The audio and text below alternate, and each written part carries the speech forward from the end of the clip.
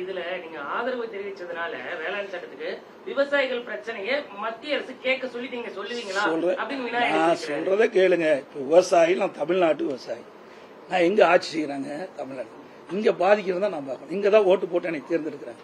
ஒவ்வொரு மாநிலத்திலும் ஒரு பிரச்சனை இருக்கு.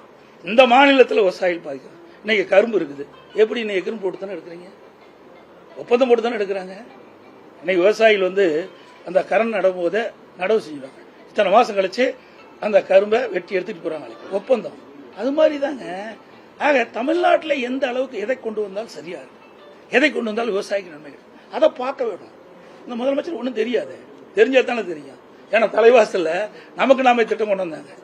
கரும்பு தோட்டத்தில் எல்லாம் பார்த்தீங்க, நீங்க வெளியிட மாட்டீங்க, இதை கட் பண்ணிடுவீங்கன்னு நினைக்கிறேன். காங்கிரட் ரோடு போட்டு அந்த ரோட்ல போய் பார்த்த முதலமைச்சர் தான் அந்த முதலமைச்சர். சொல்ல பார்க்கல, விவசாயத்தை பற்றி அக்கி வேறு ஆணி வேற எனக்கு தெரியுங்க. நான் கிட்டத்தட்ட 50 ஆண்டு காலம் விவசாய பணியில் ஈடுபட்டுக்கிறேன். சொல்லுங்களா, எல்லாமே அணுவு நீதியாவே எனக்கு தெரியும். அதனால விவசாயிகளை எப்பொழுதுமே அதிமுக ஆட்சியில் பாதிக்கப்பட்டதே கிடையாது. புரிஞ்சுக்கங்க. அது அம்மா காலத்திலும் சரி, அதிமுக ஆட்சிக்காரர்கள் இதுக்கு பின்னாடி நாங்க நல்லா பாருங்க, எந்தெந்த இடத்துல பாய்ச்சி சொல்லு நாங்க விளக்கம் கொடுக்கிறோம். இப்ப கூட 22% ஏற்படுங்க, நீங்க கேட்டு வாங்கணுங்க. எதிர்கட்சி தான் போய் போராடிக்கிட்டு இருக்குது. இப்ப கூட அதை கூட நிராகரிக்கப்பட்ட காரணத்தை கூட இன்னது வரைக்கும் சொல்லவே மாட்டேங்கிறாங்க. என்ன காரணத்துக்கு நிராகரிக்கப்பட்டதுன்னு வெளியில் வரணும்ல. இதுக்கு முழுக்க முழுக்க காரணம் இந்த அரசாங்கம் தான். உரிய முறையில் விவசாயிகள் உற்பத்தி செய்யப்பட்ட நிலை உடனுக்குடன் கொள்முதல் செய்யப்பட்டிருந்தா இந்த பிரச்சனை வந்திருக்காரு சார். ஆனா அன்னைக்கு அங்கேயே சொல்லிட்டு தான் வந்தேன். நாங்க எப்பொழுதுமே அது யார் ஆட்சியில் இருந்தாலும் இல்லாவிட்டாலும் அதிமுக கொண்டு வரும். நல்லா புரிஞ்சுக்கங்க. இவங்க மாதிரி ஜால்ரா போட கட்சி அதிமுக கட்சியில் அதிமுக அரசாங்கம் இல்லை. இதே காவிரி நதிநீர் பிரச்சனை வந்ததுங்க. நான் அடிக்கடி தொலைக்காட்சியில் சொல்லியிருக்கிறேன், பத்திரிகையாளர் சொல்லியிருக்கிறேன். உச்சநீதிமன்றம் ஒரு தீர்ப்பை கொடுத்துட்டது. அந்த தீர்ப்பை நடைமுறைப்படுத்த காலதாமம் செய்யப்பட்டது. அப்ப நாங்க பாரதிய ஜனதாவோட அதிமுக கூட்டணி இருந்தது. 22 நாட்கள் நாடாளுமன்றம் ஒத்தி வைக்கப்பட்டது. நல்லா புரிஞ்சு, நீண்டகால பிரச்சனை அது.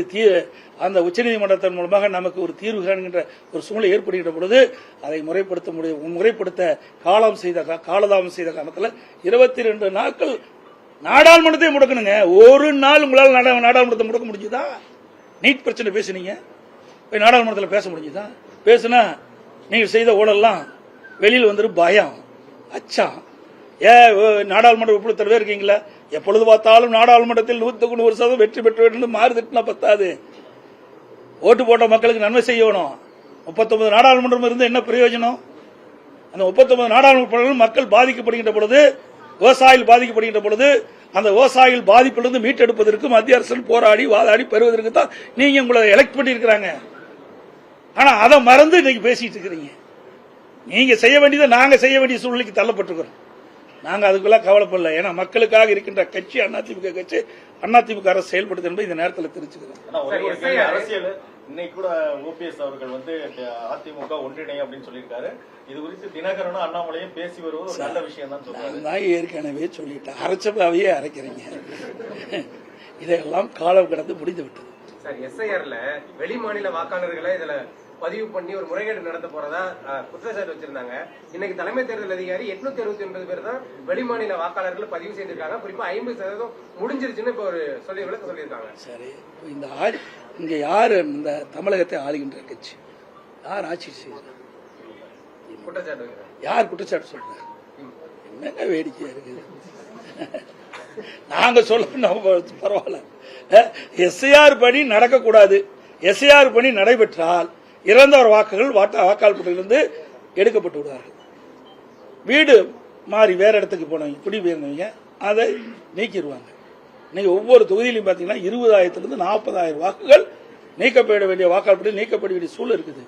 இதையெல்லாம் இருந்தால் தான் இந்த வாக்காளர்களை பயன்படுத்தி இறந்தவர்கள் எல்லாம் தேர்தல் நேரத்தில் உயிர் பெற்று ஓட்டு போடக்கூடிய சூழ்நிலை இருக்கோ. அது திமுக கை வந்த கலை. அதனாலதான் துடிக்கிறாங்க. எஸ்ஐஆர் வரக்கூடாது, எஸ்ஐஆர் வரக்கூடாதுங்கிறாங்க. எஸ்ஐஆர்ல என்ன பிரச்சனை இருக்குது?